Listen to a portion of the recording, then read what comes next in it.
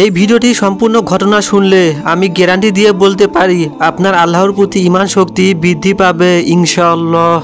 ঘটনাটি ঘটার পরপরই নেট দুনিয়ায় ঝড় তোলে আর ভিডিওটি ভাইরাল হয়ে যায় পুরো বিশ্ব জুড়ে। লোকটির নাম আমির। তিনি লিবিয়ার একজন সাধারণ মানুষ, কিন্তু তার ভরসা ছিল অসাধারণ।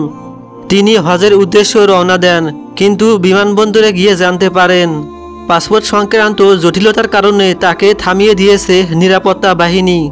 এরপর বিমান তাকে রেখেই উড়াল দেয়, আর তিনি চোখে পানি নিয়ে দাঁড়িয়ে কাঁদতে থাকেন। নিরাপত্তা কর্মীরা তাকে সান্ত্বনা দিয়ে বলেন, মন খারাপ করো না, হয়তো আল্লাহ এবার আপনার হজ কবুল করেননি। কিন্তু আমির নিশ্চিন্ত কণ্ঠে বলেন, আমি হজের নিয়তে এসেছি, আমার বিশ্বাস বিমান আবার ফিরে আসবে, আমাকে নিয়েই যাবে।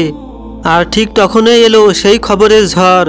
বিমানে যান্ত্রিক ত্রুটি, তাই সেটি ফিরে আসে বিমানবন্দরে। এরপর কিছুক্ষণের মধ্যে বিমান ফিরে আসে, ঠিক করা হয় যন্ত্রপাতি। কিন্তু তবুও ক্যাপ্টেন আমিরকে না নিয়ে দ্বিতীয়বার উড়াল দেন। ঠিক তখনই ঘটে আরেক বিস্ময়কর ঘটনা। যখন বিমান আকাশে উঠতে শুরু করে তখন শুরু হয় ঝড়। তাই বিমান বাধ্য হয় তৃতীয়বারের মতো জরুরি অবতরণ করতে। এইবার ক্যাপ্টেন নিজেই ছুটে আসেন আমিরের কাছে। চোখে বিস্ময়কর, মুখে শ্রদ্ধা আর ভয় নিয়ে তিনি বলেন, আল্লাহর কসম, আমি আর উড়ব না যতক্ষণ না আপনি প্লেনে ওঠেন। অবশেষে সব জটিলতা পেরিয়ে বিমান আকাশে ওড়ে আমিরকে নিয়ে।